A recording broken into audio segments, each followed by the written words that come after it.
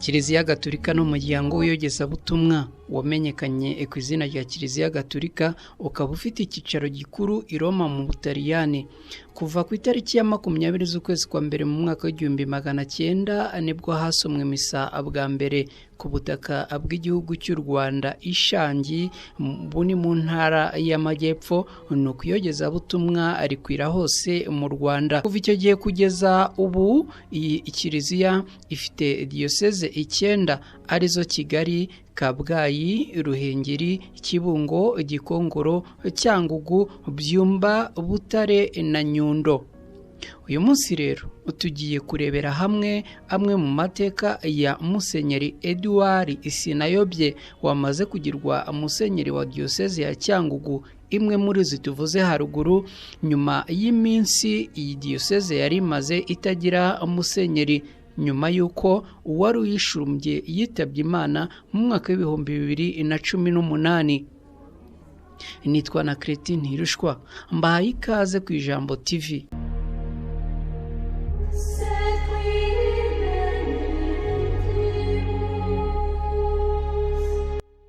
Papa Francis yagize Padiri Edouard Sinayobye wari usanzwe ari umuyobozi wa seminari nkuru y'Inyumba, umushumba wa diyoseze ya Cyangugu.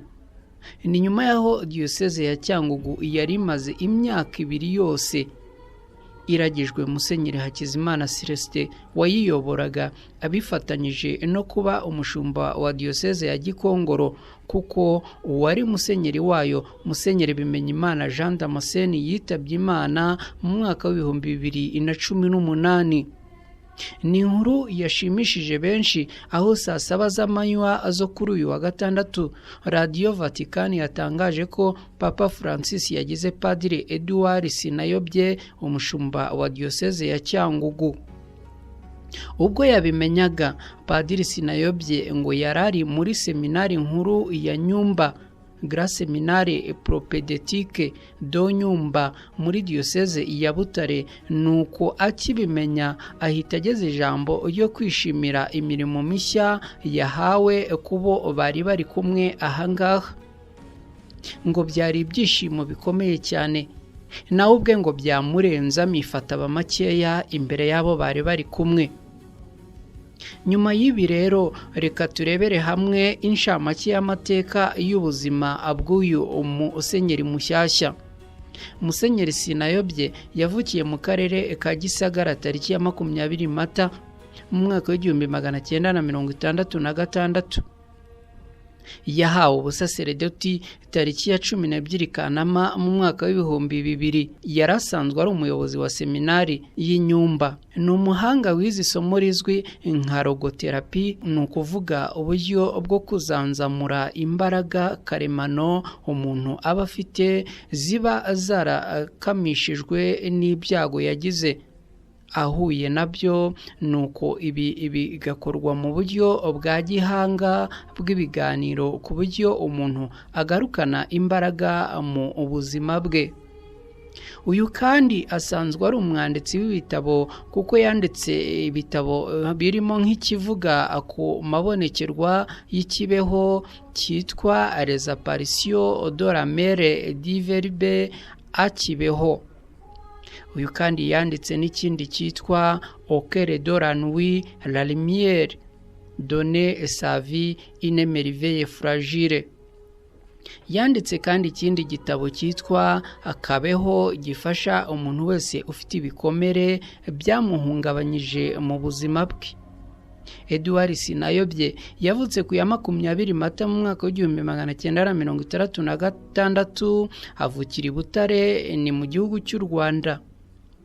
Mu mwaka w'1973 kugeza mu mwaka w'1982 uyu yize amashuri abanza muri paruwasi ya Higiro. Mu mwaka w'1988 kugeza mu 1993 uyu yize muri Petit Seminari muri Selewo do Kabgayi, aho yakuye impamyabumenyi mu gice cy'indimi z'ikilatini n'izigezweho.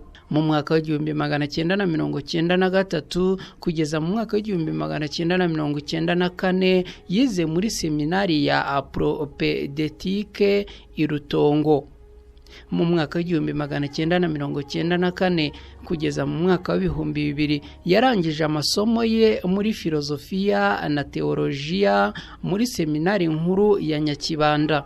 Mu mwaka w'2000 kugeza mu mwaka w'2005 yabaye umuyobozi wa komisiyo ya Diyoseze ya Butare y'ubutabera n'amahoro. Mu mwaka w'2005 kugeza mu mwaka wa 2008 yabaye padiri wa paruwasi ya Gakoma, aba n'umwe mu bagize komisiyo ishinzwe imari ya Diyoseze. Kuva mu mwaka w'2008 kugeza mu mwaka w'2013 yagiye kwiga i Roma mu Butaliyani, aho yakuye impamyabumenyi ya Doctora muri teolojiya. Mu mwaka w'2010 kugeza mu mwaka w'2013 yakomeje kwiga icyiciro cya gatatu cya kaminuza cya Doctora, anigisha teolojiya yo mu mwuka muri seminari nkuru ya filozofiya i Kabgayi mu gihugu cy'u Rwanda. Yabaye umuyobozi wa Caritas ya Diyoseze kuva mu mwaka w'2010 kugeza mu mwaka w'2011. Kuva mu mwaka w'2014 yabaye umuyobozi wa seminari nkuru Propedeutique ya Diyoseze ya Butare, anigisha teolojiya yo mu mwuka muri seminari nkuru ya Nyakibanda no muri Kaminuza Gatolika ya Butare, mu gihe yakoraga indi mirimo nk'umunyamabanga wa komisiyo ishinzwe abepiskopi ishinzwe imyuga, n'umwe mu bagize komite y'igihugu ya Kongere ya Ukaristiya. Ku ya 6 Gashyantare mu mwaka w'2021 akaba yaragizwe umwepiskopi wa Diyoseze ya Cyangugu. Uyu musenyeri avuga indimi zingahe? Uyu avuga indimi z'Ikinyarwanda, Igifaransa, Igitaliyani, Icyongereza, Igiswahili ndetse n'Ikilatini.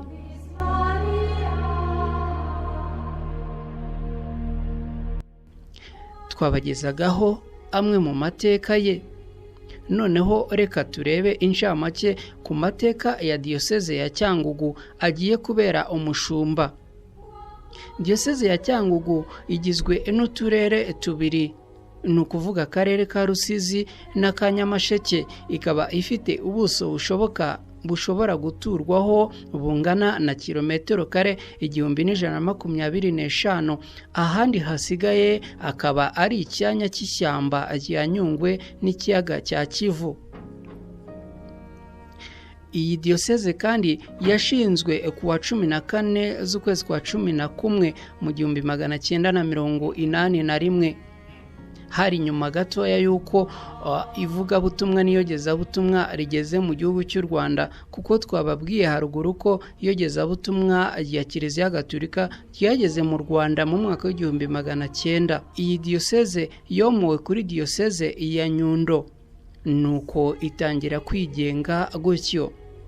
Ibarura riheruka ryo mu mwaka w'2016 rigaragaza ko iyi diyoseze ituwe n'abaturage 700,000 n'abantu 633, barimo abakristo 286,592 na 592. Muri abo ababatijwe ni 277 n'abantu 776, n'abigishwa 8,000 n'abantu 886. Magingo ya diyoseze ya Cyangugu ifite paruwasi 18, santarari 95, sikirisari 60 n'imiryango remezo 1996.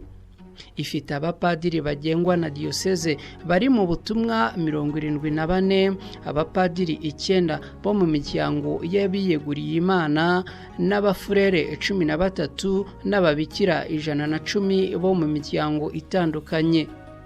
Kuva yashingwa iyi diyoseze imaze kuyoborwa n'abashumba babiri aribo Musenyeri Tadeyo Ntihinyurwa wayibereye umwepiskopi wa mbere kuva yashingwa na Musenyeri Jean Damascene Bimenyimana wamukoreye mu ngata maze akaza kwitaba Imana ku ya 11 Werurwe mu mwaka w'ibihumbi 2018.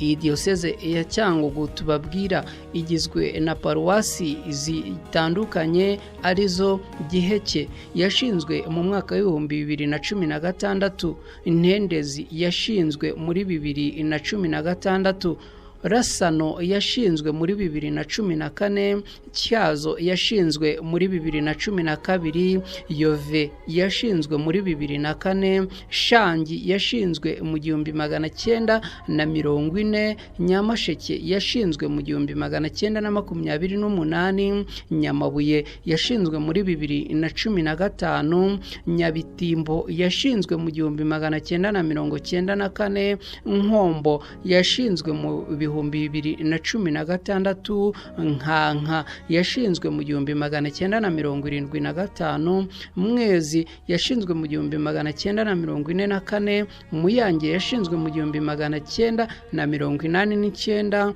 Mushaka yashinzwe mu 1963, Mibirizi yashinzwe mu 1903, akaba ari nayo ikuze muri izi paruwasi zose zigize diyoseze ya Cyangugu. Hakaza Mashyuza yashinzwe mu 2007, Hanika yashinzwe mu 1964 na Cyangugu yashinzwe mu 1956.